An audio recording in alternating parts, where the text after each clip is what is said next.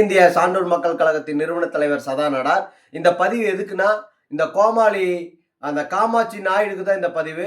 அந்த சொட்ட தலைவனுக்கு தான். அந்த அஜித் குமார் என்ற நம்ம நபர் ஒரு நாடார் சமுதாயத்தை சேர்ந்த நபரை அடிச்சு கொன்னது காவலர்கள் தற்செயலானது.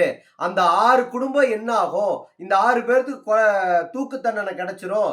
அந்த 6 குடும்பம் தெருவில் நிக்கும்னு சொல்ற அந்த கூமுட்ட காமாட்சி நாயுடு அவர்களே, உங்களை கொண்டு போய் கொன்னுட்டு இந்த பதில சொல்லலாமா?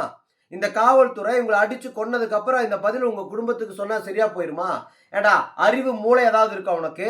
உனக்கு மூளை இருந்திருந்தா இப்படி பேசுவியா? உன்னை கோமாளியா தானே வச்சிருக்காங்க. ஏன் சாட்டை துருவம் பேசுறது, ஏர்போர்ட் மூர்த்தி பேசுறதுல தவறே இல்லை.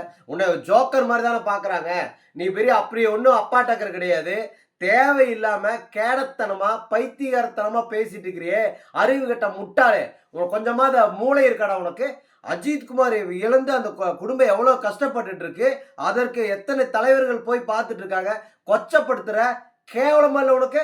தேவையில்லாம அனாவசியமா அந்த ஏன்னா ஒரு உயிர் இழப்புங்கிறது எவ்வளவு பெரிய விஷயம். அந்த குடும்பம் அவனை நம்பித்தானே இருக்கு. அந்த குடும்பமே அவனை நம்பித்தானே வாழ்வாதாரமே இருக்கு. உன்ன மாதிரி பீயத்திங்கிற நாயாடா, பைத்தியக்கார நாய. பயங்கர கோபம் வருது. தேவையில்லாம அனாவசியமா இந்த பேசுறத நிப்பாட்டு. உனி எங்கேயாவது யூடியூப் சேனல்ஸ்ல மட்டும் பைத்தியகாரத்தனமா அஜித் கொன்னதை நியாயப்படுத்திட்டு இருந்தீங்கன்னா, வன்மையாக நாடார் சங்கங்கள் அனைவரும் சேர்ந்து மிகப்பெரிய போராட்டத்தை முன்னெடுப்ப தெரிஞ்சுக்கோ. முட்டா பயல இதோட நிப்பாட்டிக்கோ.